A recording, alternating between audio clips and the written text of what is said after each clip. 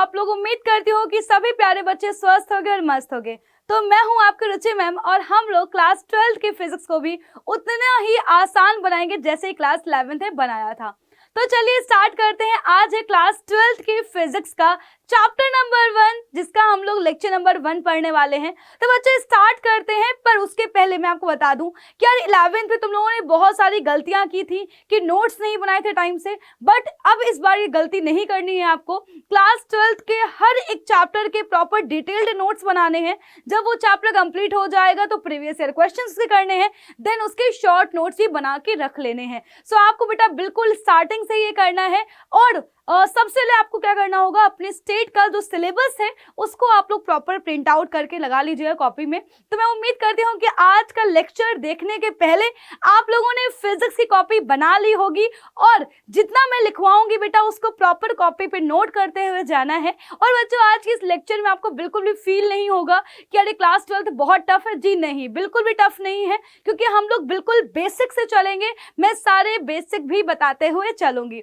तो बच्चों जो सबसे पहला चैप्टर है उसका नाम क्या है बेटा? नाम है वैद्युत आवेश तथा वैद्युत क्षेत्र। अब बच्चों आज के इस लेक्चर में क्या क्या है पढ़ना है, इस चैप्टर में क्या है बच्चों, वो सब हम जानेंगे इस लेक्चर में ही। और आपको बता दूं बेटा, जो इलेक्ट्रोस्टैटिक्स, ये बेटा पूरी यूनिट का नाम है।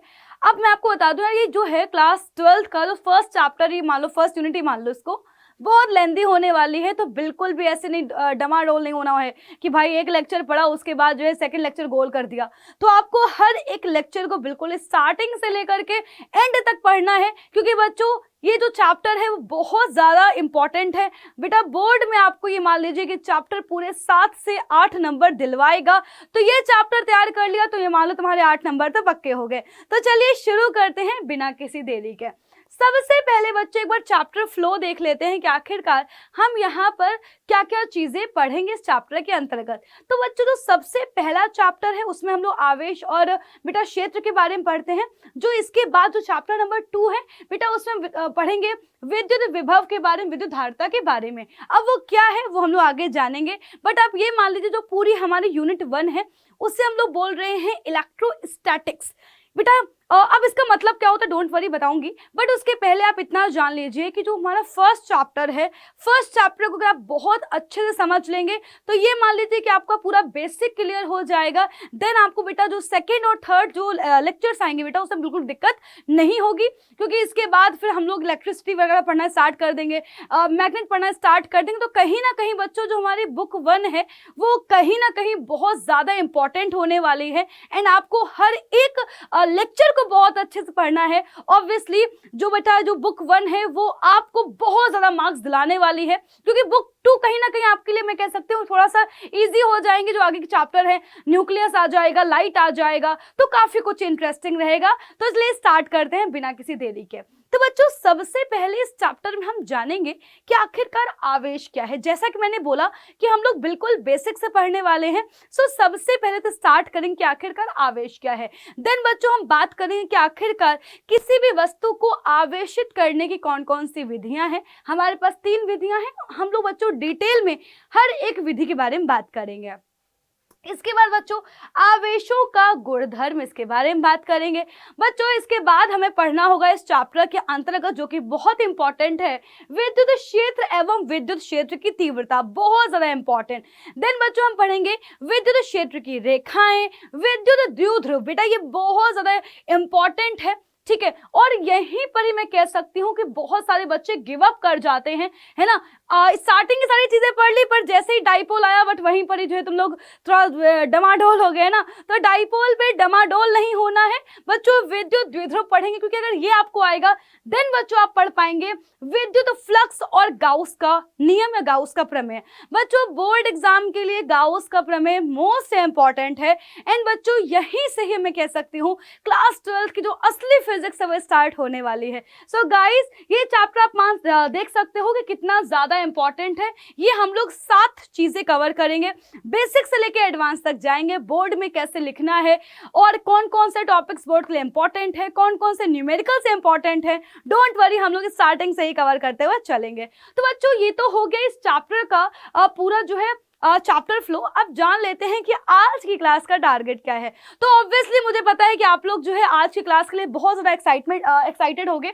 ऑब्वियसली क्लास 12 की फिजिक्स का चैप्टर नंबर 1 का लेक्चर नंबर 1 है, तो मैं उम्मीद करती हूँ कि आप लोग बहुत मन से इस लेक्चर को देखोगे और इसके प्रॉपर नोट्स बनाएंगे। तो चलिए बच्चों देखते हैं कि आज की क्लास का टारगेट क्या है। सो गाइस, सबसे हम लोग देखेंगे इंट्रोडक्शन। बिल्कुल प्यार से चीजों को जानेंगे कि कहाँ से शुरुआत हुई और कैसे शुरुआत हुई, क्या क्या चीजें हैं। देन बच्चों हम बात करेंगे आवेश क्या है, ठीक है। इसके बाद अब तुम्हें समझ में आ ही गया होगा कि जैसे ही आवेश आता है वहीं पर ही इलेक्ट्रॉन प्रोटॉन की बात स्टार्ट हो जाती है। तो हम इनके बारे में काफी कुछ डिटेल में जानेंगे। देन बच्चों ये है आज का, मैं कह सकती हूँ बिल्कुल मोस्ट इम्पॉर्टेंट जो है टॉपिक, जो हमारा टारगेट रहने वाला है, आवेशित करने की विधियां। बहुत ही इंपॉर्टेंट, राइट। तो बच्चों ये जो है मैं कह सकती हूँ कि सबसे ज्यादा इंपॉर्टेंट टॉपिक होगा आज के इस लेक्चर का। एंड बच्चों बहुत सारे एग्जाम्पल्स के साथ हम लोग जो है बात करेंगे। तो चलिए शुरू करते हैं बच्चों। इंट्रोडक्शन के बेटा जो है साथ स्टार्ट करेंगे, पर उसके पहले जान लेते हैं कि आखिरकार जो ये स्थिर वैद्युतिकी है, यानी बच्चों जो हमारा जो विद्युत आवेश और क्षेत्र, बेटा इसके बाद जो है विद्युत विभव और धारिता, जो ये पूरा जो मैं कह सकती हूँ जो ये चैप्टर्स हैं हमारे, ये एक पूरी यूनिट है हमारी फिजिक्स की, राइट, जो कि है स्थिर वैद्युतिकी, इलेक्ट्रोस्टैटिक, राइट। इंग्लिश में बेटा इसका नाम है, मैं इंग्लिश भी लिख देती हूँ सो दैट कि आपको हिंदी इंग्लिश दोनों आ जाए। इलेक्ट्रोस्टैटिक ये बेटा पूरी हमारी जो है यूनिट है। अब बच्चों इसमें हम लोग किसके बारे में बात करते हैं? देखो इलेक्ट्रो मतलब क्या है, तुम्हें समझ में आ रहा होगा कि स्थिर मतलब क्या है, रुका हुआ, और इलेक्ट्रो इलेक्ट्रॉन है, मतलब तुम ऐसे समझ सकते हो, याद रख सकते हो। तो बच्चों पहली चीज तो स्थिर का मतलब क्या हुआ, रुका हुआ, राइट, क्या है, रुका हुआ। इसके बाद बच्चों यहाँ पर हमारे के पास क्या है बेटा, वैद्युतिकी। बेटा वैद्युतिकी से ही हमको समझ में आ रहा है कि आवेश के बारे में बात हो रही। बेटा किसके बारे में बात हो रही है? आवेश के बारे में बात हो रही है।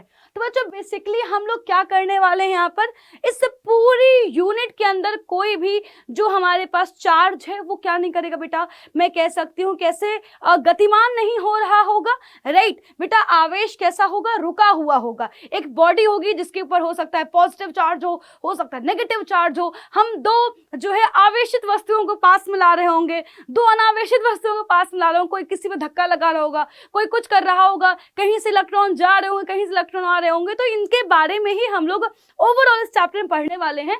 तो बच्चों इस इलेक्ट्रोस्टैटिक्स का मतलब क्या है, ये भौतिक विज्ञान की वो शाखा है, वो ब्रांच है जिसमें हम क्या करते हैं, रुके हुए आवेशों के बारे में बात करते हैं और उनके बीच होने वाली क्रियाओं का अध्ययन करते हैं, ठीक है, कि यहाँ पर कौन कौन सी चीजें हो रही हैं, किस प्रकार की चीजें हो रही हैं। तो बेटा ये क्या होगा, बेटा ये शाखा हमारी कहलाएगी स्थिर वैद्युतिकी। आई होप यहाँ तक क्लियर होगा।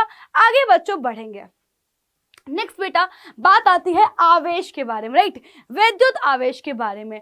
तो आप लोगों ने बच्चों थेल्स का नाम सुना होगा, क्लास 10th में तुम लोगों ने थ्योरम पढ़ी हुई है, थेल्स का प्रमेय, बहुत ही इंपॉर्टेंट थ्योरम हुआ करती थी बच्चों। असल में जो थेल्स थे वो हमारे एक मैथमेटिशियन थे, है ना। अब लेकिन इनका फिजिक्स में कोई ऐसा इंटरेस्ट नहीं था, बट बच्चों आपको पता है कि जो ह्यूमन है वो काफी क्या है, एकदम से ना क्यूरियस रहता है, हर चीज को जानने के लिए बहुत ज्यादा जो है उत्सुक रहता है। तो बच्चों असल में ये बात है लगभग 600 ईसा पूर्व की, कि जब बेटा यूनान के जो दार्शनिक थे हमारे थेल्स भाई साहब, इन्होंने बेटा क्या देखा, इन्होंने देखा कि जब अंबर को, बेटा अंबर बेसिकली क्या है, आप ऐसे मान के चल सकते हो कि एक पेड़ है ना, या तने की जो छाल है, आप ये मान के चल सकते हो। इसे हम लोग क्या बोल रहे हैं, अंबर बोल रहे हैं, इंग्लिश में बोलते हैं एम्बर, है ना, इंग्लिश में क्या बोलते हैं, एम्बर बोलते हैं।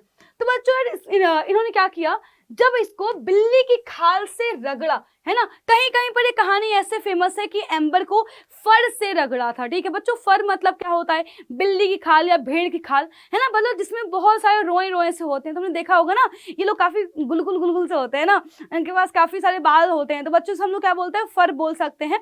तो क्या बेटा इन्होंने किया, जब बेटा इन्होंने एम्बर को बिल्ली की खाल से रगड़ा, तो उन्होंने बेटा क्या देखा, इन्होंने पाया कि कागज के जो छोटे टुकड़े हैं उनको वो आकर्षित करने का गुण आ गया था।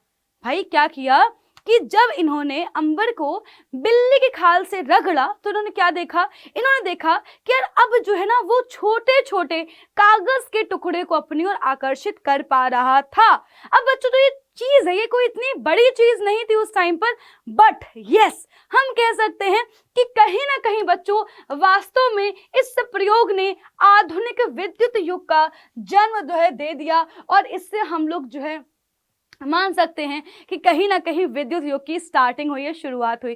बच्चों क्लास 8 तक आप लोगों ने जो है, क्लास 8 से ही हम लोग स्टार्ट कर देते हैं काफी कुछ पढ़ना।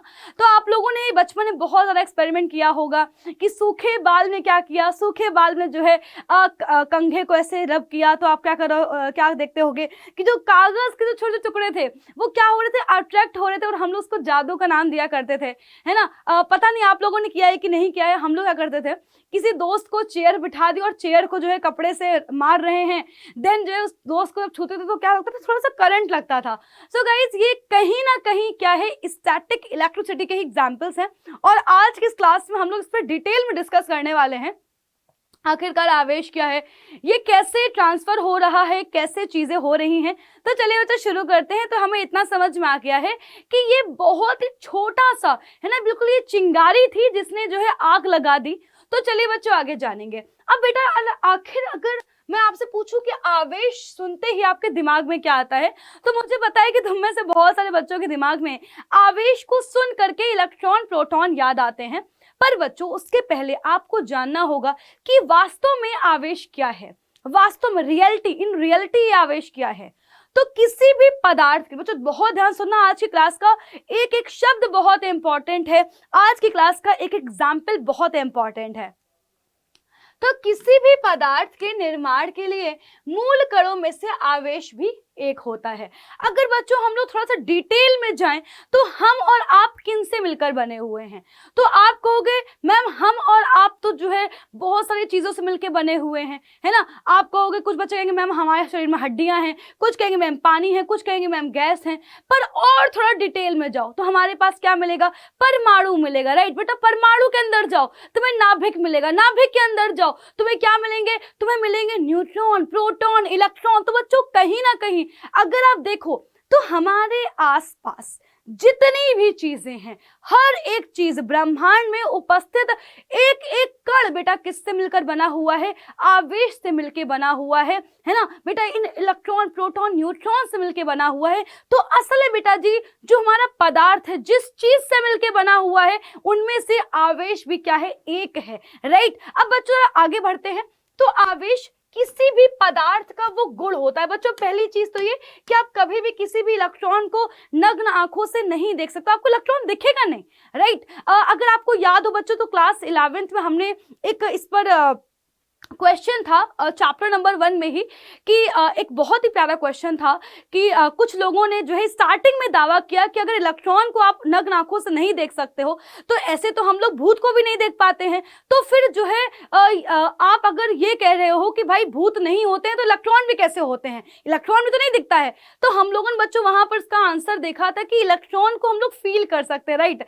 हम लोग भूत को ऐसे प्रैक्टिकली ऐसे ला सकते हैं कि आओ भूत तुम मेरे पास आओ, मेरे सामने आओ, देखो इनको भरोसा नहीं हो रहा है। बट हम लोग इलेक्ट्रॉन को जहां चाहे वहां पर लोग प्रूफ कर सकते हैं कि यहाँ पर आप देख सकते हो इलेक्ट्रॉन की उपस्थिति है, राइट। अगर बच्चों हम लोग उतर आए तो बच्चों जैसे ही अगर मैं आपसे बोलूं कि यार मैं बहुत इंटेलिजेंट हूँ, है ना, या फिर अगर मैं बोलूं कि यार मुझे ना जो है लोगों से मतलब मुझे जो है मेरे अंदर बहुत ज्यादा दया भाव है ना, या आप अगर ऐसे बोलो कि किसी में गुस्सा बहुत ज्यादा आता है, फिर बच्चों गुस्सा, प्यार, ये क्या है, ये कहीं ना कहीं उस इंसान की प्रॉपर्टी है ना, उसका गुण है, ये उसके अंदर मौजूद है, आप उसको चेंज नहीं कर सकते हो, राइट। बच्चों अब गुस्सा आपको दिखेगा नहीं कि आप अपनी आंखों से हाँ इसमें तो गुस्सा बहुत ज्यादा है, अरे हाँ रुचि मैम में तो प्यार बहुत ज्यादा है, अरे हाँ रुचि मैम तो इतनी इंटेलिजेंट, हमें आपको क्या वो मीटर नजर आ रहा है क्या, मीटर आपको नजर नहीं आ रहा है, बट यस वो चीज हमारे अंदर मौजूद है बेटा। बिल्कुल वैसे ही आवेश क्या है, किसी भी पदार्थ का गुण होता है, आवेश बेटा पदार्थ के अंदर मौजूद है। एंड बच्चों अगर आपने क्लास 9th अच्छे से पढ़ी होगी तो वहां पर आपको बताया गया है कि हमारे पास जो इलेक्ट्रॉन है, प्रोटॉन है, सबके हमारे पास क्या होता है, द्रव्यमान होता है। और हम सबको पता है कि पदार्थ क्या होता है, जो स्थान घेरता है, राइट, जो जगह घेरता है। और अगर इनके पास भी क्या है, द्रव्यमान है, तो ऑब्वियसली ये भी क्या है बेटा, ये भी हम कह सकते हैं एग्जिस्ट कर रहे हैं। तो बच्चों क्या है, पदार्थ किसी भी पदार्थ का वो गुण है जिसकी वजह से कोई भी वस्तु विद्युत आकर्षण या विकर्षण का अनुभव करती है। अब बच्चों इसको हम लोग आगे देखने ही वाले इस लेक्चर में। आवेशिक द्रव्य पर उपस्थित वह गुण होता है जिसकी वजह से वह द्रव्य चुंबकीय क्षेत्र उत्पन्न करता है या इन क्षेत्रों का अनुभव करता है। अब बच्चों इसके बारे में आप लोग ऑलरेडी क्लास 10th में पढ़ के आ चुके हो, ऑरेस्टेड का एक्सपेरिमेंट, कि किसी भी अगर तार में विद्युत धारा प्रवाहित होगी तो इसका मतलब ये है उसके चारों ओर मैग्नेटिक फील्ड उत्पन्न हो जाता है। और बच्चों आप सबको पता है कि विद्युत धारा उत्पन्न होने का मतलब क्या है कि उस तार में जो हमारे इलेक्ट्रॉन है वो गतिशील हैं। आप अगर बच्चों थोड़ा सा डिटेल में समझोगे तो आपको ऐसे ही समझ में आ रहा है कि कहीं ना कहीं वो हमारे क्या है, इलेक्ट्रॉन है। इलेक्ट्रॉन बोले तो आवेश, आवेश क्या है, गतिशील है। गतिशील आवेश क्या कर रहे हैं, अपने चारों ओर एक मैग्नेटिक फील्ड को उत्पन्न कर रहे हैं। So guys don't worry, class 12th में हम लोग आगे के चैप्टर्स इसको डिटेल में पढ़ने वाले हैं। तो आपको इतना समझ में आ गया है कि आवेश किसी पदार्थ के अंदर मौजूद है, ये मूल गुण है। इसके बाद जो है ये क्या कर रहा है, वस्तु हमारी विद्युत आकर्षण प्रतिकर्षण का अनुभव करती है। एंड ऑब्वियसली इन्हीं की वजह से ही क्या हो रहा है, मैग्नेटिक फील्ड भी जनरेट हो रहा है। आगे बच्चों बढ़ेंगे। अब जरा बात करते हैं कि विद्युत आवेश कितने प्रकार का होता है। तो बच्चों विद्युत आवेश दो प्रकार का होता है, एक होता है धनावेश और एक होता है ऋणावेश, है ना, पॉजिटिव चार्ज, नेगेटिव चार्ज। अब बच्चों आपको इस देखो आवेश को दिमाग में सुनते ही नहीं कि हाँ भैया प्रोटॉन न्यूट्रॉन, नहीं, प्रोटॉन क्या है, प्रोटॉन एक मैं कह सकती हूँ ऐसा पदार्थ है ना, जिसपे जो क्या लगता है अपने आप में पॉजिटिव चार्ज को समाये हुए है, फिर वो क्या कर रहा है, वो उसके ऊपर धन आवेश है। इलेक्ट्रॉन क्या है बेटा, इलेक्ट्रॉन के ऊपर ऋण आवेश है ना। तो हम क्या बोलेंगे कि जो आवेश है वो दो प्रकार का है, धनावेश, ऋणावेश। अब अगर हम लोग धनावेश के पास जा रहे हैं तो बेटा हमारे पास क्या आता है, हमारे पास बच्चे आ जाता है प्रोटॉन। बच्चों प्रोटॉन के बारे में अगर मैं बात करूं बेटा, तो प्रोटॉन का जो द्रव्यमान होता है वो होता है 1.67 गुणे 10 की घात माइनस का 27 किलोग्राम। ये होता है एक प्रोटॉन का प्रोटॉन का द्रव्यमान। आप देख सकते हो कितना छोटा द्रव्यमान है, 1.67 इंटू 10 की पावर माइनस 27, है ना, 0.000 लगाते चले जाओ, है ना, कितना छोटा है। दैट इज वाई हम देख नहीं पाते हैं, बट इसका मतलब नहीं कि उस पर द्रव्यमान है नहीं, है ना, वो एग्जिस्ट कर रहा है। अगर बच्चों हम जाते हैं इलेक्ट्रॉन के पास, देन बच्चों हमारे पास जो इलेक्ट्रॉन है उसका बेटा मैं अगर बेटा बात करती हूँ द्रव्यमान के बारे में, तो बेटा इसका द्रव्यमान कितना है, तो इसका द्रव्यमान बच्चे होता है 9.1 गुणे 10 की घात माइनस का 31 किलोग्राम। बेटा कितना हो गया, इसके पास भी क्या है, इसके पास भी द्रव्यमान है, बट वो बहुत ही छोटा है। अब बच्चों अगर मैं बात करती हूँ आवेश के बारे में, तो हमारे प्रोटॉन के ऊपर बेटा क्या है, प्रोटॉन के ऊपर भी आवेश, और वो आवेश कितना है 1.6 गुणे 10 की घात माइनस का 19 कूलाम पर। ये बेटा कैसा है, ये धन का आवेश है, इसको पॉजिटिव जो है चार्ज है इतना। अब बच्चों मैं बात करती हूँ इलेक्ट्रॉन की, बेटा इलेक्ट्रॉन के ऊपर भी इसी के बराबर चार्ज है, पर कितना है 1.6 इंटू 10 की पावर माइनस 19 कूलाम का ऋण आवेश है। प्रोटॉन और इलेक्ट्रॉन दोनों पर बच्चों क्या है, दोनों पर ही समान आवेश की मात्रा है, पर बच्चों क्या है, जो प्रोटॉन है उस पर पॉजिटिव चार्ज है और इलेक्ट्रॉन पर नेगेटिव चार्ज है, राइट। अब बच्चों बात करते हैं कि आवेश का ये मात्रा का आपको समझ में आ ही गया है बेटा, है ना, कि बेटा मात्रा क्या होता है, हम लिखवा भी देती हूँ कि आवेश का एसआई मात्रक बच्चे क्या होता है, तो आवेश के एसआई मात्रक बच्चे होता है कूलाम, है ना। अच्छा हम लोगों ने पढ़ा हुआ है क्लास 10th में भी, यहाँ पर ही बताना चाहूंगी एक कूलाम को हम और कैसे रिप्रेजेंट कर सकते हैं। तो आपको बच्चों थोड़ा सा पीछे जाना पड़ेगा, क्लास 10th का चैप्टर उठाना पड़ेगा इलेक्ट्रिसिटी। वहां पर बच्चों सबसे पहला ही फॉर्मूला था I बराबर Q अपॉन T। विद्युत धारा क्या होती है, आवेश की दर होती है। अगर मैं आपसे बोलूं कि Q बराबर क्या हो जाएगा, तो ये हो जाएगा I इंटू टी। बेटा विद्युत धारा ऊर्जा का मात्रक क्या होता है, एम्पियर होता है, समय का मात्रक सेकंड होता है।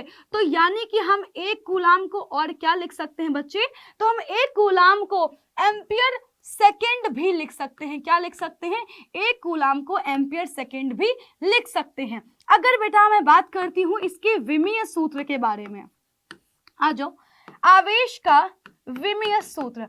तो गाइज हमारे पास क्या है, Q बराबर I इंटू टी है। I को बेटा हम लोग कैसे दर्शाएंगे, A से दर्शाएंगे, T को कैपिटल T से। तो हमारे पास जो विमीय सूत्र है वो क्या आ जाएगा, AT या फिर A1T1, राइट। तो हमारे पास आवेश का क्या आ चुका है, आवेश का विमीय सूत्र भी आ चुका है जो कि क्या है, AT है। ठीक है, यहाँ तक आई होप सबको क्लियर होगा और बहुत ही आसान लग रहा होगा। आगे बच्चे बढ़ते हैं, थोड़ा सा और डिटेल में जाते हैं। तो हमें इतना पता है कि जब भी किसी वस्तु में इलेक्ट्रॉनों की अधिकता होगी तो क्या होगा, उस पर कौन सा बेटा आवेश आ जाएगा, उस पर हम कह सकते हैं कि ऋणात्मक जो है आवेश होगा।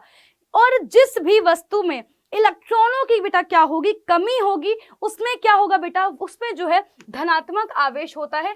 थोड़ा सा और डिटेल में बच्चों यहाँ पर जाएंगे। पहली चीज आपको पता है ये बात, बट फिर मैं बता दूं जिनको नहीं पता है कि इलेक्ट्रॉन, प्रोटॉन, न्यूट्रॉन, राइट।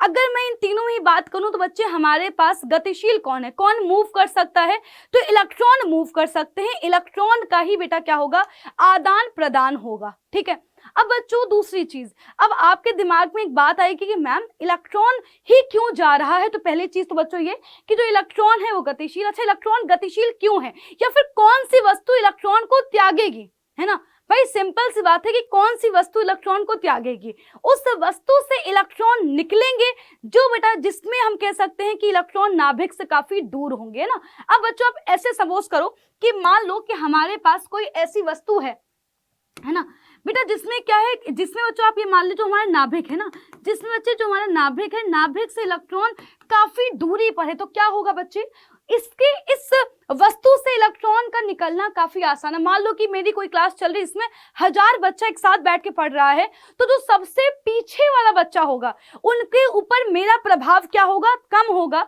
है ना। मान लो मैंने बोर्ड पे लिखना स्टार्ट किया तो उतनी देर में वो निकल के जा सकते हैं। अब सपोज करो कि एक ऐसी क्लास जिसमें मेरे सामने 10 बच्चा बैठा हुआ है, अब इन 10 पर क्या है, मेरा प्रभाव बहुत ज्यादा है, एक को बाहर नहीं निकल सकता। तो बच्चों क्या होगा, उन वस्तुओं से इलेक्ट्रॉन बाहर निकलेंगे जिनसे हम कह सकते हैं, जिन वस्तुओं में है ना नाभिकीय बल का जो प्रभाव है इलेक्ट्रॉन पर वो क्या है बेटा, क्या है, कम है ना। या कह सकते हैं जो इलेक्ट्रॉन है वो नाभिक से काफी दूर है, तो इसलिए क्या होगा, इसलिए वो आराम से जो है जंप कर जाएगा। कैसे जंप करेगा डोंट वरी, वही बताऊंगी। ठीक है, ऐसे नहीं कि हाँ हवा में जंप कर गया, नहीं बेटा, हवा में फिजिक्स में कुछ भी नहीं होता है। आगे बच्चों बढ़ेंगे तो हम लोगों को पता भी है कि यार देखो, जो देता है ना बेटा, जो देता है वो क्या होता है, वो हमेशा धनी होता है ना। मान लो मेरे पास जो है 10 रुपए थे, अब मेरे पास कोई, मान लो मेरे सामने कोई भिखारी आ गया कि भाई उसको भूख लगी हुई है, तो अब मैंने क्या करा, मैंने वो 10 रुपए उसको दे दिए। तो अब क्या हुआ, असल में भले मेरे पास अब 1 रुपए भी नहीं है, पर क्या है, मैं धनी हूँ ना, मेरे पास उसका आशीर्वाद आ चुका है। ठीक है, मैं बहुत खुश रहूंगी, हैप्पी रहूंगी। ठीक है, मेरे मतलब कि मेरे ऊपर कोई पाप नहीं है। अब वहीं पर मान लो कि एक व्यक्ति है ना, जो चोरी करके आ रहा है, डाका डाल के आ रहा है, उसके बाद बहुत पैसा, पर क्या वो जो है पॉजिटिव है, नहीं, वो क्या है, वो नेगेटिव है, क्योंकि वो बाहर से मांग के लेके आया, वो पापी है। ठीक है, वो क्या है, वो पापी है। तो बच्चों आपको इतना समझना है कि जिसके पास भी इलेक्ट्रॉन की कमी होगी, इसका मतलब कि उसने दे दिया है, दान दे दिया है। जो दान देगा वो क्या होगा बेटा, वो जो है धनात्मक होगा, राइट। और जिसमें क्या होगा बेटा, जिसमें इलेक्ट्रॉनों की बच्चों क्या होगी भाई, ज्यादा अधिकता होगी ना, कि वो क्या, इसका मतलब क्या है, किसी और से इलेक्ट्रॉन चुरा के लेके आया है, तो हम क्या बोलेंगे बेटा, वो होगा आवेश का, उस पर ऋणात्मक आवेश होगा। अब बच्चों आगे बढ़ते हैं। जैसे बच्चों यहाँ पर हमारे पास शुरुआत होती है, सबसे पहले मैं एग्जाम्पल लेकर के आई हूँ। जैसे हमने क्या किया, हमने बच्चों सिल्क का बेटा कपड़ा लिया है। सिल्क का तो कपड़ा जानते ही होंगे आप लोग, है ना। सिल्क की साड़ियाँ बहुत फेमस हैं आजकल। ठीक है, साड़ियाँ नहीं देखी हैं तो जो तुम लोगों की राखियाँ आती हैं, तो राखी में जो बहुत ही एकदम से बिल्कुल मुलायम सा, कोमल सा जो धागा होता है वो सिल्क का होता है। तो हमने क्या किया, हमने जो है सिल्क के कपड़ों को कांच की रॉड पर, है ना, जो हमारे पास कांच की छड़ है उसके ऊपर रगड़ दिया, है ना। क्या किया हमने, सिल्क के सिल्क के कपड़े को जो कांच की छड़ उसको क्या किया, रगड़ दिया। अब हमने क्या देखा, हमने ये पाया कि जो अब हमारी कांच की छड़ है बेटा, जो कांच की छड़ है उस पर क्या हो चुके हैं बेटा, जो हमारी कांच की छड़ है वो पॉजिटिव बन चुकी है। कांच की बेटा छड़ क्या हो चुकी है, धनात्मक बन चुकी है। और जो सिल्क का कपड़ा है बेटा वो क्या हो चुका है, वो ऋणात्मक बन चुका है। कोई बता सकता है क्या यहाँ पर चीजें क्या हुई हैं? तो बच्चों बिल्कुल समझ में आ गया होगा। तो इसका मतलब कि यहाँ पर इलेक्ट्रॉनों की कमी किसके अंदर आई है, इलेक्ट्रॉनों की जो कमी है वो आई है हमारे कांच की छड़ के पास। बच्चों बहुत ही इंपॉर्टेंट गाइस, बहुत ही इंपॉर्टेंट, कांच की छड़ में इलेक्ट्रॉनों की कमी आ गई है।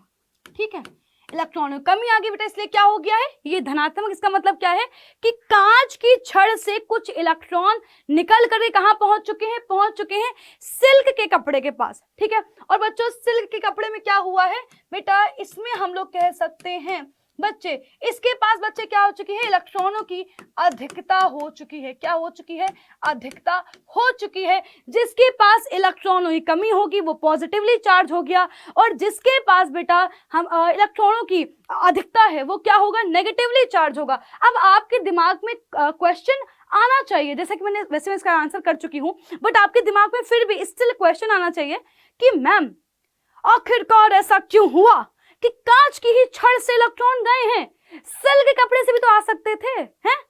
सिल्क के कपड़े से भी तो आ सकते थे। पर बच्चों याद करो मैंने क्या बोला था, मैंने तुम्हें बताया था कि भैया जिसके पास प्रभाव क्या होगा, कम होगा, उससे ही इलेक्ट्रॉन चले जाएंगे ना, है ना, उससे ही क्या होंगे, इलेक्ट्रॉन चले जाएंगे। तो हम ये मान के चल रहे हैं कि कांच की छड़ में जो हमारे इलेक्ट्रॉन्स हैं वो क्या है, उनकी नाभिक से दूरी काफी ज्यादा है, तो इसलिए जैसे ही उनको मौका मिला तुरंत वो चटक लिए। अच्छा, यहाँ पर कुछ बच्चों के ही दिमाग में क्वेश्चन आएगा, बच्चों फिजिक्स इज ऑल अबाउट क्या और क्यों। अगर जब तक तुम्हारे दिमाग में क्या नहीं आ रहा है, क्यों नहीं आ रहा है, इसका मतलब कि तुम फिजिक्स को फील नहीं कर रहे हो। फिजिक्स इज अ सब्जेक्ट जिसके तुम प्यार में डूब सकते हो, राइट, जिससे तुम प्यार कर सकते हो। तो बच्चों इधर उधर प्यार करने से अच्छा है कि फिजिक्स से प्यार करो। ठीक है, तो बच्चों तुम्हारे दिमाग में यहाँ पर एक क्वेश्चन आना चाहिए कि ठीक है, माना कि जो हमारे इलेक्ट्रॉन है वो नाभिक से काफी दूर है। मान लिया कि भाई कांच में जो इलेक्ट्रॉन है वो नाभिक से काफी दूर है, बट वो फुदक के गए कैसे सिल्क में, रगड़ने से असल में हुआ क्या है, ऐसा क्या होगा कि इलेक्ट्रॉनों को जाना पड़ गया, ये इलेक्ट्रॉन निकल गए हाथ से, है ना, कांच की छड़ से, कांच के हाथ से इलेक्ट्रॉन निकल के सिल्क में चले गए, भाई ऐसा क्या होगा। तो बच्चों हम सब लोग पढ़ चुके हैं ऊष्मागत की क्लास 11th में। ओहो, तब क्या करेंगे, दोनों हाथों को रगड़ेंगे, क्या होगा, ऊष्मा उत्पन्न हो जाएगी। सो गाइस इन रियलिटी हमें पता है ऊष्मा एक प्रकार की ऊर्जा है, ऊर्जा को ना तो उत्पन्न किया जा सकता है ना ही नष्ट किया जा सकता है, एक रूप से दूसरे रूप में ट्रांसफर हो सकती है, only and only. So guys यहाँ पर क्या हुआ होगा, जैसे ही आपने सिल्क के कपड़े को क्या किया, कांच की छड़ पे ऐसे रगड़ मचाया, वैसे ही बच्चों क्या हुआ है, असल में ऊष्मा उत्पन्न हुई है। और जो ऊष्मा है वो असल में यही जो ऊष्मा है, इलेक्ट्रॉनों ने क्या कर ली, इलेक्ट्रॉनों ने कर ली है ग्रहण, इलेक्ट्रॉनों ने कर ली है क्या, चूस ली उसी ऊष्मा को और फट से फुदक के कहां चले गए हैं, पहुंच गए हैं सिल्क के कपड़े के अंदर। सो गाइस क्या आपको समझ में आ गया कि किस प्रकार से इलेक्ट्रॉन एक वस्तु से दूसरे वस्तु में जा रहे हैं, जिसके पास चले जाएंगे, है ना, वो वस्तु क्या बन जाएगी, वस्तु नेगेटिव बनेगी, क्योंकि उसके खुद के इलेक्ट्रॉन ही किसी और घर के बच्चे आ गए उसके पास। ठीक है, और बच्चों जिससे चले जाएंगे बेटा वो वस्तु क्या होगी, पॉजिटिव होगी, है ना, भाई उसने नाम वो कलेजे के टुकड़े दे दिए किसी और को, है ना, तो बच्चों क्या हो गया, दानी। सो दैट इज वाई बच्चों यहाँ पर कांच क्या हो गई है, कांच हमारी पॉजिटिवली चार्ज हो चुकी है एंड सिल्क कपड़ा नेगेटिवली चार्ज हो चुका है। तो आपको इतनी कहानी समझ में आ गई होगी, राइट बच्चों। अब यहाँ पर अगर आप ध्यान से देखो, जैसे ही आपने वैसे आपको ये कॉन्सेप्ट पता है बट फिर भी मैं आपको बताऊंगी थोड़ा सा, क्योंकि हम लोग डिटेल में पढ़ रहे हैं, राइट, हम लोग डिटेल में पढ़ रहे हैं, डिटेल में सीख रहे हैं, हम लोग छोटे बच्चे नहीं रहे कि जिसने जो बोल दिया मान लिया, हम खुद एक्सपेरिमेंट करके देखेंगे। सो गाइज आपने क्या किया, आपने सिल्क के कपड़े को कांच से रगड़ दिया था, है ना, बिल्कुल रगड़ डाला, तो क्या मिला था, जो हमारी कांच की छड़ थी वो क्या हो चुकी थी, पॉजिटिव हो चुकी थी, है ना, पॉजिटिवली हो चुकी थी, पॉजिटिव चार्ज उस पर आ चुका था, है ना, धनात्मक बन चुकी थी। अब आपने क्या किया, अब आपने कोई दूसरी पॉजिटिवली चार्ज ले ली, कांच की छड़ ले ली। अब बच्चों जब आप इसके पास कोई दूसरी कांच की छड़ लेके जाओगे जो क्या है, जो खुद भी पॉजिटिव है, अब क्या पाओगे कि एक दूसरे को धक्का मार रहे होंगे। यहां बच्चों क्या होगा, प्रतिकर्षण होगा। क्या होगा, प्रतिकर्षण होगा। पर अगर मैं यहीं पर ही, अब बच्चों यहां पर मैंने क्या किया है, यहां पर बच्चों ने एक प्लास्टिक की बेटा निकाली है, छड़ ली है। प्लास्टिक की छड़ को जब मैं सिल्क के कपड़े से रगड़ दूंगी तो बेटा क्या होगा, तो जो हमारी प्लास्टिक है वो क्या कर लेगी, वो सिल्क के कपड़े से कुछ इलेक्ट्रॉन्स ले लेगी, है ना, समझ रहे हो तुम। सिल्क ने कांच से लिया था और जो सिल्क है उससे हमारा जो है प्लास्टिक ले रही है। तो बच्चों अब क्या हुआ, जो प्लास्टिक है वो नेगेटिवली चार्ज हो चुकी है, राइट बेटा। यहाँ पर ये कौन सी छड़ है जिसको हमने सिल्क के कपड़े से रगड़ा है ना, सिल्क के कपड़े से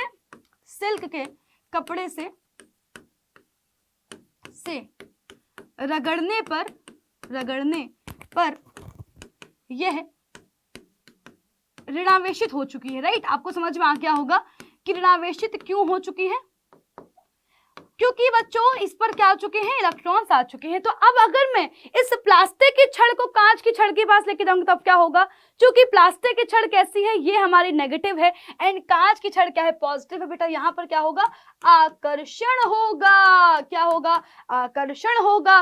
पर अगर मैं यहीं पर ही बच्चों क्या करूं, प्लास्टिक की छड़ को लेके जाऊंगी तो क्या होगा, वापस से प्रतिकर्षण होगा।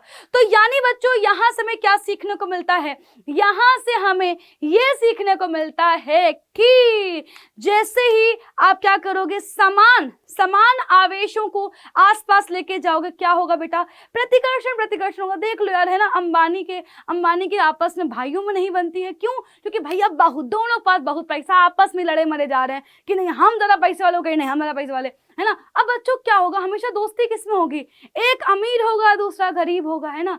वो कहेगा भाई तू ठीक है, तू मेरी सेवा करेगा, मैं तुझे पैसे दूंगा, बढ़िया, दोनों में प्यार चल रहा है। अब मान लो दोनों गरीब है तो क्या सेवा करेंगे, वो कहेंगे तुम्हारी क्या ही सेवा करे, तुम्हारे पास खुद कुछ नहीं है ना, कम से कम मेरे पास एक रोटी तो है, तुम्हारे पास तो एक और रोटी नहीं है, तो क्या वो कभी सेवा करेंगे दूसरे की, नहीं करेंगे।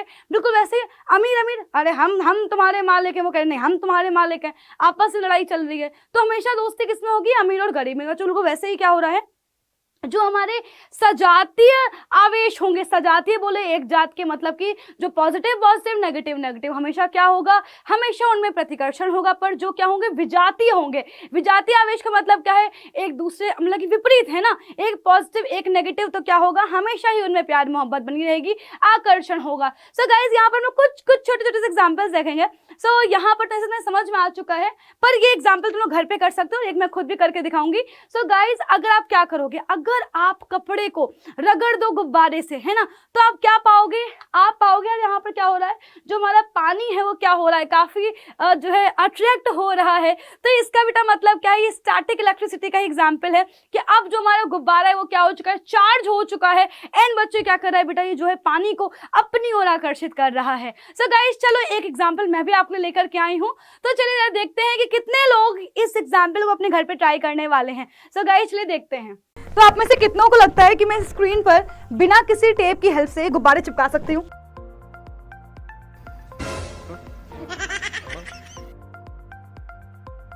तो ये है साइंस का जादू। अरे भाई कोई टेप नहीं लगाया हुआ है, ये सारे बलून्स चार्ज्ड हैं। बेसिकली बच्चों ये कॉन्सेप्ट है यहाँ पर स्टैटिक इलेक्ट्रिसिटी का। तो बालों में रब करने से आखिरकार हुआ क्या, तो बच्चों फ्रिक्शन के कारण यहाँ पर ट्रांसफर ऑफ चार्ज हो रहा है। तो जब मैं बालों में से रब कर रही हूँ तो जो हमारे बाल हैं वो मेरे हो चुके हैं पॉजिटिवली चार्ज, और ये बलून है इस पर नेगेटिव चार्ज आ चुका है। और इसलिए आप देख सकते हो कि जो ये बलून है ये क्या कर रहा है, मेरे बालों को अट्रैक्ट भी कर रहा है, क्योंकि हमें पता है जो विपरीत आवेश होते हैं वे दूसरे को आकर्षित करते हैं। और यही बेटा रीजन भी है इसका कि स्क्रीन और दीवार पर कुछ ना कुछ हमारे चार्जेस होंगे जो क्या कर रहे हैं, इनको अट्रैक्ट कर रहे हैं। हो सकता है कि यहाँ पर कुछ पॉजिटिव चार्ज मौजूद हो जो ये नेगेटिव चार्जेस हुआ कर रहे हैं, आकर्षित कर रहे हैं। इसलिए क्या हुआ भाई, जो बलून है वो स्क्रीन पर और दीवार पर चिपक रहा है। अच्छा, आप में से कौन कौन बर्थडे सेलिब्रेशन में जो बलून है वो इस तरह से चिपकाने वाले हैं, जल्दी से कमेंट करके बताओ। चलिए सो गाइस आगे बढ़ेंगे तो हमें इतना समझ में आ चुका है कि हाँ, अगर दो वस्तुओं को आपस में रगड़ा वगड़ा जाएगा तो क्या होगा, आवेशों का स्थानांतरण होता है। और कौन सा आवेश बेटा, हमारे इलेक्ट्रॉन जाएंगे। और हमें इतना समझ में आ चुका है कि जो इलेक्ट्रॉन देता है वो क्या हो जाता है, पॉजिटिव होता है, जो लेता है वो नेगेटिव हो जाता है। समान आवेश एक दूसरे को प्रतिकर्षित करेंगे, विपरीत आवेश एक दूसरे को आकर्षित करेंगे। अब बच्चों ये तो हो गई पूरी आवेश के बारे में बात, तो चलिए स्टार्ट करते हैं। बहुत ही इंपॉर्टेंट जो है टॉपिक आज की क्लास का, टॉपिक ऑफ द क्लास कौन है बच्चों, वो है वस्तु को आवेशित करने की विधियां, कि हम लोग किसी वस्तु को आवेशित कैसे कर पाएंगे, चार्ज कैसे कर पाएंगे। तो बच्चों सबसे पहली चीज होती है फ्रिक्शन के द्वारा। तो बच्चों अगर आपको इन रियलिटी बताऊं तो हमने अब तक जितना भी पढ़ा है, कभी कांच की छड़ को रगड़ रहे हैं, कभी प्लास्टिक छड़ को रगड़ रहे हैं, कभी गुब्बारे को बाल से रगड़ रहे हैं, कभी जो है गुब्बारे को फर से रगड़ रहे हैं, कभी एम्बर को फर से रगड़ रहे हैं। इन सब में हमने क्या किया है, बाय फ्रिक्शन जो है चीजों को चार्ज किया है। फ्रिक्शन करने से क्या हुआ बेटा, फ्रिक्शन करने से जो इलेक्ट्रॉन है उनका क्या हुआ है, आदान प्रदान हुआ है। कहीं से इलेक्ट्रॉन गए हैं, किसी ने क्या किया है, इलेक्ट्रॉनों को ग्रहण किया है, और इस प्रकार से हमारी वस्तु क्या हुई है, चार्ज हुई है। राइट। अब बच्चे इसकी दो विधियां और है, पर चलिए इधर एक बार वापस समझ लेते हैं आखिरकार घर्षण द्वारा का मतलब क्या है। तो बच्चों घर्षण का मतलब क्या होता है, रगड़ना। तो जब भी दो वस्तुओं को रगड़ा जाता है तो घर्षण की वजह से क्या होता है, उन वस्तुओं में विद्युत आवेश उत्पन्न हो जाता है। क्योंकि जो ये आवेश है वो किसकी वजह से आया है, घर्षण की वजह से आया है, इसलिए इसे क्या कहेंगे, घर्षण विद्युत कहेंगे। और इस प्रक्रिया को क्या कहेंगे बेटा, जो ये प्रक्रिया है ये कहलाएगी घर्षण द्वारा आवेशन।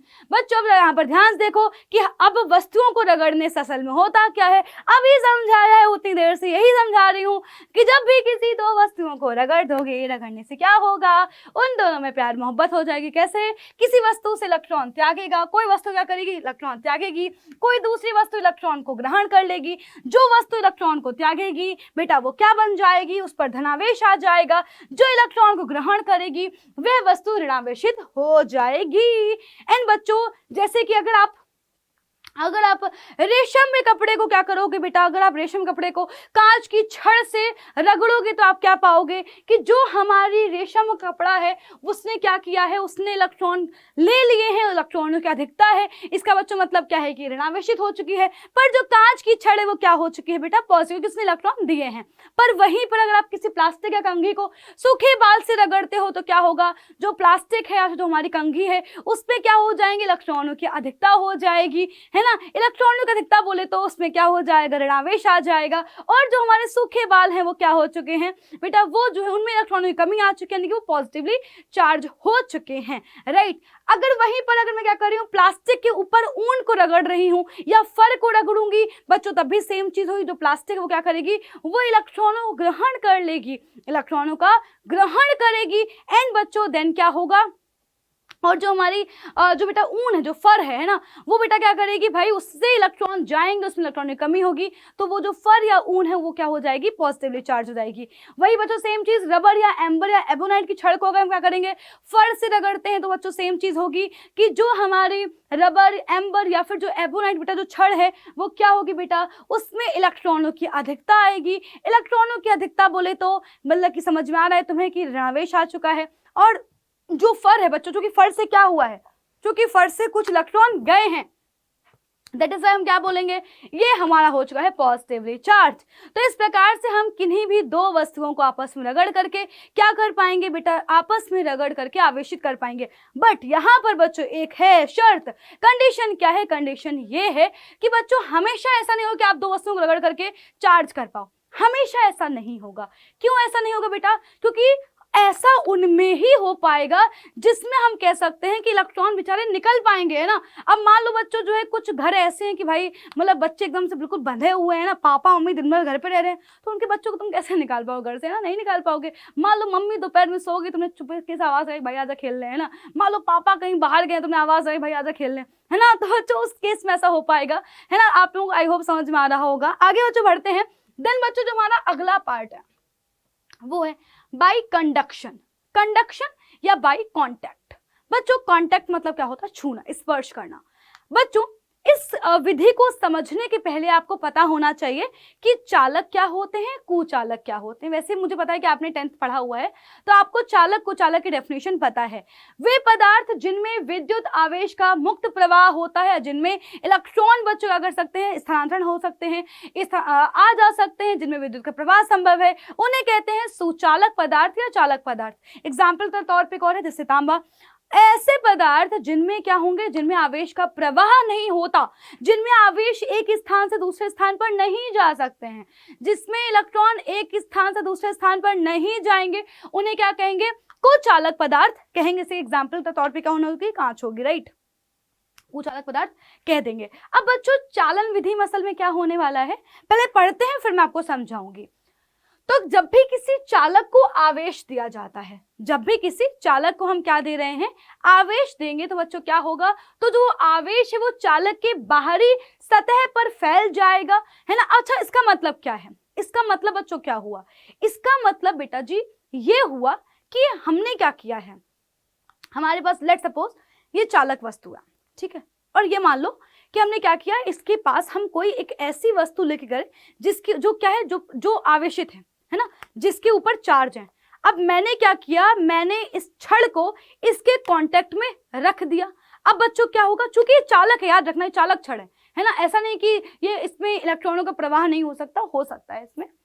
तो जैसे ही बच्चों में क्या करूंगी, जैसे ही मैं इस आवेशित छड़ को इसके पास लेके इसको रख दूंगी, तो बच्चों क्या होगा, इससे जो हमारे आवेश है वो क्या होंगे बेटा, निकल करके यहाँ पर आ जाएंगे। और बेटा आवेश का जो स्थानांतरण है, इससे बेटा इस पेन में तब तक जो है आवेश जाते रहेंगे जब तक कि दोनों का क्या ना हो जाए, आवेश बराबर ना हो जाए। पर बच्चों कंडीशन क्या है कि आवेश हमेशा सतह पर फैलेगा, है ना। जैसे बच्चों लेट सपोज कि मान लो हमारे पास कोई एक धातु का छड़ है, हमने क्या किया, अच्छा इसको मैंने क्या किया हुआ है, एक बच्चों जो है कुचालक स्टैंड पे रखा हुआ है। कुचालक स्टैंड पे क्यों रखा है, जो स्टैंड है बच्चों क्या है, ये कुचालक है, ठीक है।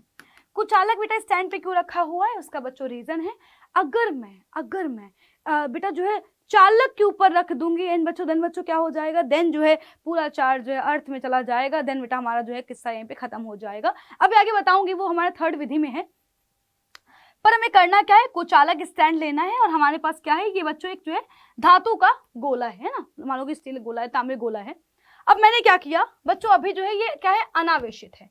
अब मैंने क्या किया, मैं इसके पास कोई आवेशित छड़ लेके आई। लेट सपोज मैं एक ऐसी छड़ लेके आई जिसपे क्या है अभी पॉजिटिव चार्ज, ठीक है। अब बच्चों क्या होगा, जैसे ही मैं इस छड़ को इस गोले के पास रखूंगी, कांटेक्ट में रख दूंगी, तो क्या होगा बेटा, जो आवेश है वो क्या होगा, कुछ इस तरह से पूरे पृष्ठ पर वितरित हो जाएगा। अब तुम्हारे दिमाग में जो सबसे पहला सवाल है वो ये आना चाहिए कि मैम पृष्ठ पर क्यों वितरित हो रहा है, पृष्ठ पर क्यों फैल रहा है, पृष्ठ पर तो नहीं फैलना चाहिए, है ना, अंदर चला जाए, बाहर चला जाए, बट ये पृष्ठ पर क्यों फैल रहा है। बच्चों रीजन है, सब कुछ फिजिक्स में सब कुछ रीजन है, हर एक चीज का बच्चों रीजन है। रीजन क्या है, अंदर कौन बैठा है, कौन बैठा है, नाभिक। नाभिक क्या होता है, नाभिक होता है पॉजिटिव चार्ज, है ना, क्योंकि नाभिक के अंदर क्या है, प्रोटॉन है। प्रोटॉन बोले तो प्रोटॉन न्यूट्रॉन है, न्यूट्रॉन को तो कोई मतलब ही, न्यूट्रल है वो तो, है ना, वो कह रहा भाई तुम कुछ भी, तुम्हें जो करना है करो भाई, हमको बख्श दो। बच्चों न्यूट्रॉन क्या है, उदासीन है। नाभिक के अंदर कौन है, प्रोटॉन है।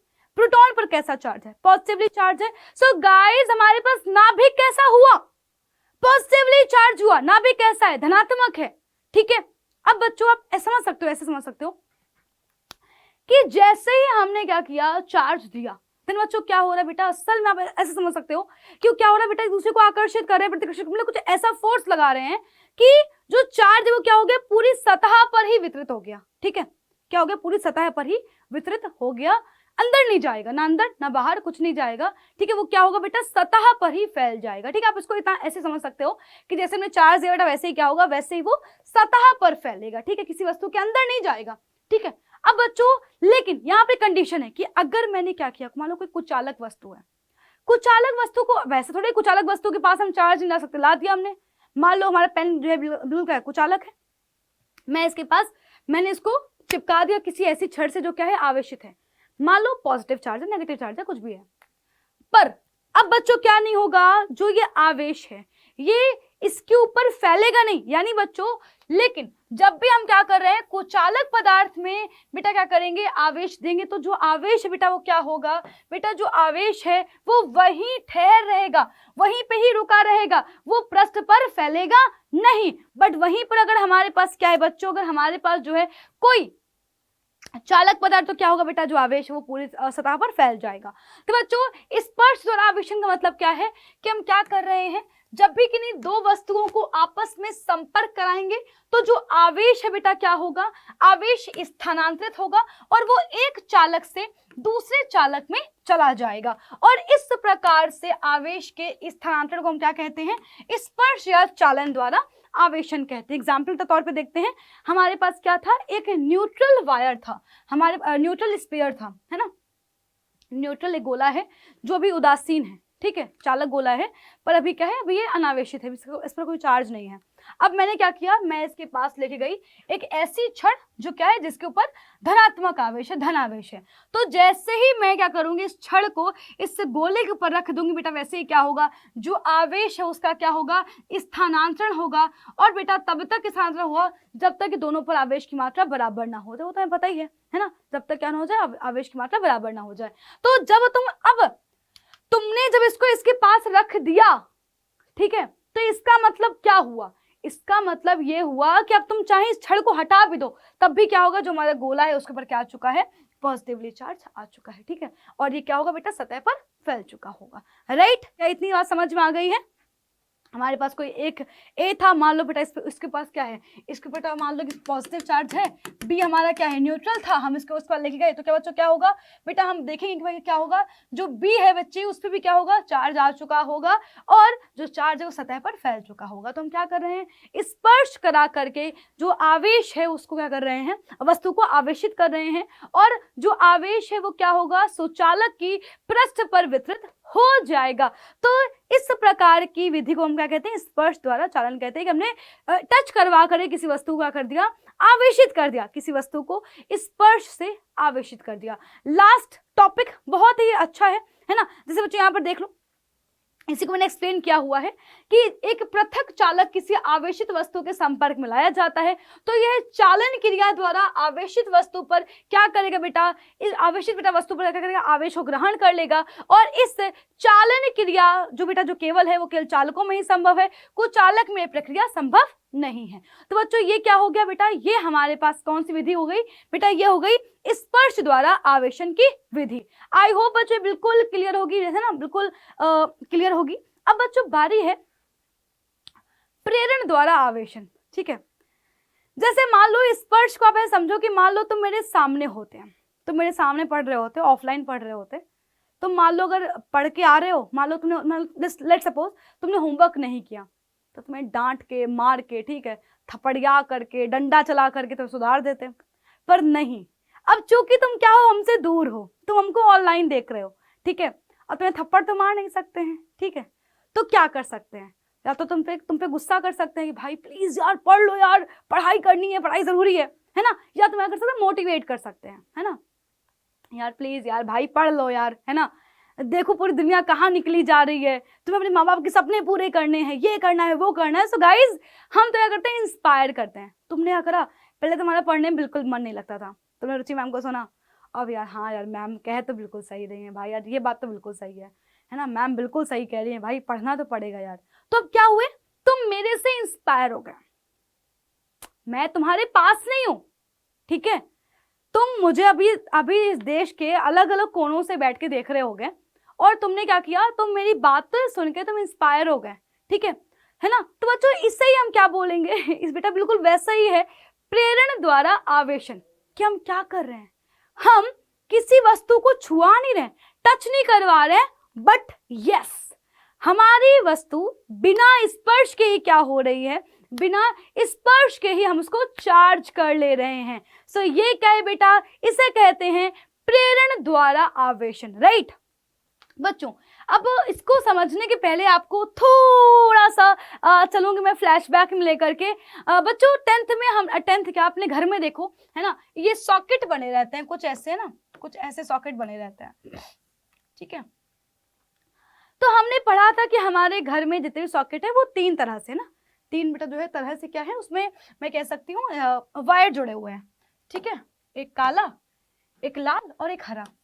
जो रेड वाला उसे क्या बोलते हैं, फेज वायर बोलते हैं या जीवित तार बोलते हैं, गर्म तार बोलते हैं। इसमें क्या हो रही है बेटा, विद्युत धारा आ रही है ना। इसको हम ब्लैक दिखाएंगे दिखेगा नहीं तो व्हाइट से बना ले रही हूँ बच्चों। ये क्या होता है, न्यूट्रल वायर, जिसे हम बोलते हैं ठंडा तार, है ना, ठंडा तार बोल दो, इसे तुम जो है मृत तार बोल दो, है ना, इसको तुम उदासीन तार बोल दो, न्यूट्रल वायर बोल दो। बच्चों एक जो ये बड़ा वाला बेटा जो छेद होता है, अब अगर तुम इसमें उंगली भी डाल दो ना तो तुम्हें करंट नहीं लगेगा। पूछो क्यों? इसलिए क्योंकि जो ये हमारा जो ये बेटा जो ये बड़े वाला जो छेद है वो क्या है बेटा, किससे जुड़ा हुआ है, ये जुड़ा हुआ है अर्थ से। इसे हम क्या बोलते हैं, इसे हम बोलते हैं अर्थिंग देना, भू संपर्कित करना। बच्चों असल में जो हमारी अर्थ है, जो हमारी पृथ्वी है, वो क्या है, वो हम कह सकते हैं सबसे बड़ी चार्ज है ना, सबसे बड़ी चार्ज है ना।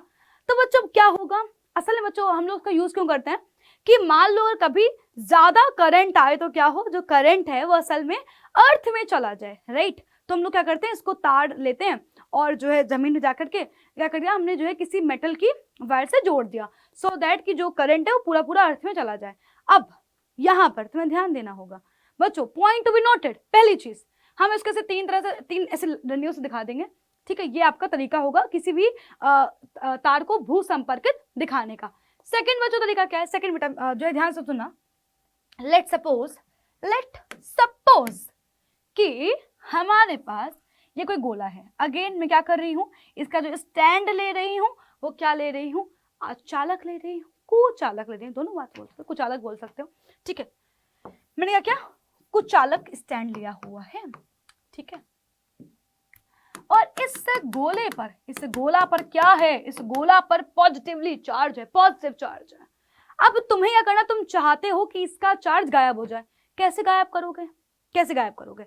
सो हमारे पास मेथड क्या है, हम क्या करेंगे, हम एक तार लेंगे और इस तार को धरती से जोड़ देंगे।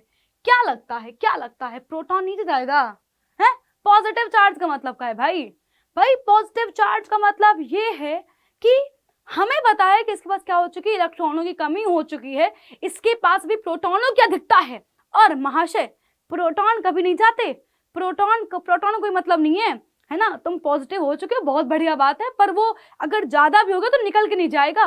तुम्हें क्या करना, अगर तुम्हारी गलती है भाई तुम्हारा जो है पूरी दिक्कत है, तुम इलेक्ट्रॉन भेजो, करो तुम वस्तु को उदासीन। तो अब हम क्या करेंगे, जैसे ही बच्चे इसको भू संपर्क करेंगे तो क्या होगा, कुछ इलेक्ट्रॉन यहां से आएंगे और क्या होगा बेटा, ये आपस मिलके बैलेंस हो जाएंगे और वस्तु हमारी उदासीन हो जाएगी, है ना। इसके ऊपर कोई भी चार्ज नहीं रहेगा, इतनी बात आपको ध्यान रखनी है, ठीक है। तो बच्चों यहाँ पर हम क्या करने वाले हैं, ध्यान सुनिए। तो ये तो मेथड हो गया, अब बस आपको इतना ही समझाना था। अब हम लोग इसका ही यूज करने वाले हैं यहाँ पर। तो बच्चों यहाँ पर पढ़ो, उसको क्या लिखा हुआ है कि जब अनावेशित वस्तु से स्पर्श कराए बिना ही अनावेशित वस्तु को आवेशित किया जाता है तो बेटा इसे हम क्या कहते हैं, बेटा इसे हम लोग कहते हैं प्रेरण, कहते हैं, क्या कहते हैं बेटा, इसे क्या कहेंगे, इसे कहते हैं प्रेरण द्वारा आवेशन कहते हैं, राइट। और प्रेरण द्वारा आवेशन विधि में अनावेशित वस्तु पर आवेशित वस्तु का विपरीत आवेश उत्पन्न होता है। जरा समझना इस चीज को, जरा समझना। अनावेशित वस्तु का मतलब क्या है, अनावेशित वस्तु का मतलब ये नहीं है कि उसके अंदर अभी जो है प्रोटॉन इलेक्ट्रॉन नहीं है, पर वो अभी आपस में बंधे हुए हैं, ठीक है, आपस में बंधे हुए हैं।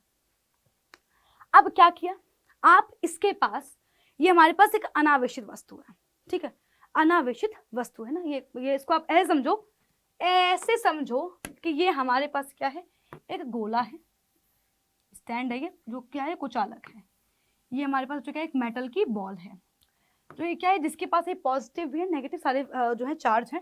अभी ये अनावेशित है।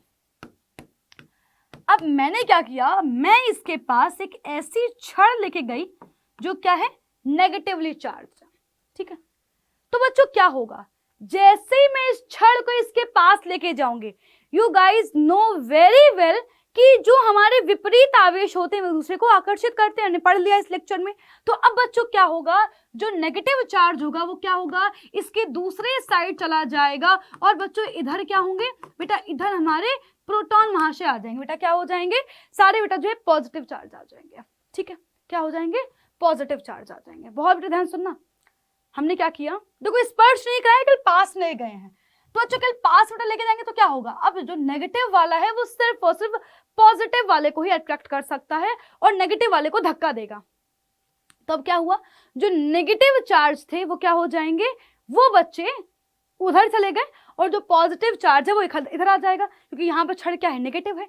अब हम क्या करेंगे, बहुत ध्यान सुनना, अब अगर मैं क्या करूं, अगर मैं इधर जो ये वाला साइड है, अगर मैं इस वाले साइड को भू संपर्कित कर दूं, क्या कर दूं, मैं कर दूं भू संपर्कित, तो क्या होगा बच्चे, तो बेटा जो ये नेगेटिव चार्ज है ये चला जाएगा धरती में और देन हमारी छड़ कैसी बन जाएगी, पूरी जो गोला है वो कैसा बन जाएगा, पॉजिटिव हो जाएगा। तो आपको यही सिखाया गया है, अभी यहाँ पर भी यही लिखा था कि जब हम किसी भी अनावेशित वस्तु के पास कोई आवेशित वस्तु लेकर जाते हैं तो क्या होगा, बिना स्पर्श के ही जो हमारी अनावेशित वस्तु है वो चार्ज हो जाएगी। इस क्रिया को हमने बोला बेटा जो है प्रेरण के द्वारा आवेशन। बट यहाँ पर कंडीशन क्या है कि जब आप नेगेटिव लेकर जाओगे तो जो हमारा गोला है वो पॉजिटिव चार्ज ही तुम कर पाओगे, है ना, और अगर तुम पॉजिटिव छड़ लेकर जाओ तो ऑब्वियसली नेगेटिव चार्ज कर पाओगे। तो यानी कि विपरीत हम लोग क्या कर पा रहे हैं, आवेश को प्रेरित कर पा रहे हैं। समझ में आ रहा है बच्चे, मैंने क्या किया, मैं इसके पास नेगेटिव छड़ ले गई तो बच्चों यहाँ पर क्या होगा बेटा, विपरीत आवेश इसके पास आ जाएंगे बेटा, जो इसके जो नेगेटिव वाले बेटा इससे दूर भाग जाएंगे। अब हमने क्या किया बच्चों, अब हमने जो है इस वाले पार्ट को हमने क्या किया बेटा, इस वाले पार्ट को हमने जोड़ दिया धरती से, तो आपको पता है क्या हो जाएंगे, जो चार्ज है वो अर्थ में चला जाएगा। तो अब आपने क्या किया बेटा, इसके बाद जो आपने अब बच्चों जब आपने अब देखो अब क्या होगा, अब जो हमारा जो ये पॉजिटिव बेटा जो चार्ज है वो क्या होगा, पूरे में फैल जाएगा एंड हमारा जो गोला है वो क्या हो चुका है, वो हो चुका है पॉजिटिव चार्ज। इसको प्रॉपर आप पढ़ सकते हो, मैंने प्रॉपर यहाँ पर एक चीज लिखी हुई है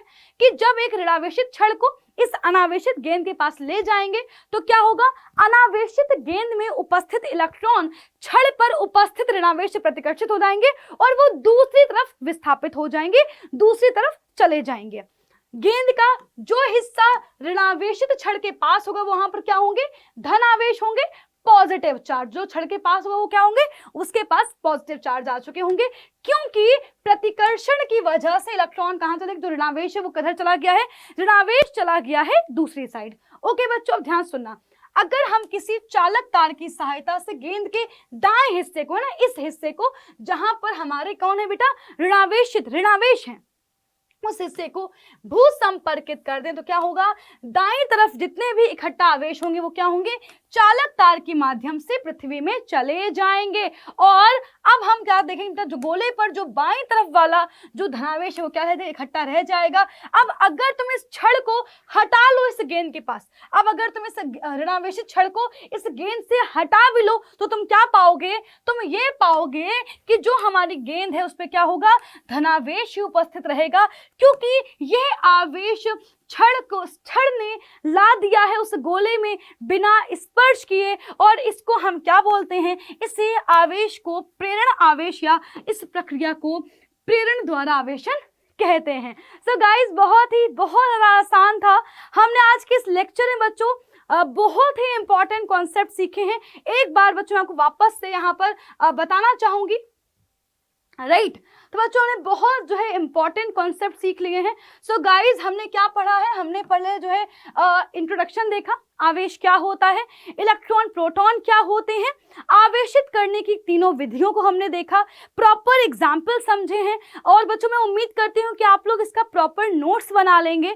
ठीक है, एक एक लाइन को अच्छे से नोट कर लीजिएगा, और आपको बेटा जो लग रहा है जो मैंने एक्सप्लेन करा हुआ है उसको आप चाहो तो नोट कर सकते हो, अदरवाइज बेटा सिर्फ और सिर्फ आपके पढ़ने के लिए यहाँ पर लिखा हुआ था, ताकि जब आप इसको दोबारा अपने आप से पढ़ो तब भी आपके दिमाग में वो चीजें आ जाएं। तो मैं उम्मीद करती हूँ कि आपको आज का लेक्चर बहुत ही अच्छा लगा होगा। बिल्कुल मैंने बेसिक से बेटा जीरो से पढ़ाया है ना, और हम लोगों ने जितना भी कॉन्सेप्ट में था पूरा बच्चों प्रॉपर समझ लिया है। तो उम्मीद करती हूँ आपको लेक्चर बहुत ही अच्छा लगा होगा। बाकी आप मुझे कमेंट करिए कि आपको आज का लेक्चर कैसा लगा है। एंड बच्चों मिलेंगे हम लोग जल्द ही अगली क्लास में। उम्मीद करती हूँ कि आप इसके प्रॉपर नोट्स बनाएंगे और अगली क्लास का इंतजार रहेगा आपको भी, मुझे भी। तो मिलती हूँ अगली क्लास में। बाय बाय, टेक केयर, ख्याल रखिए अपना। Bye bye and take care guys.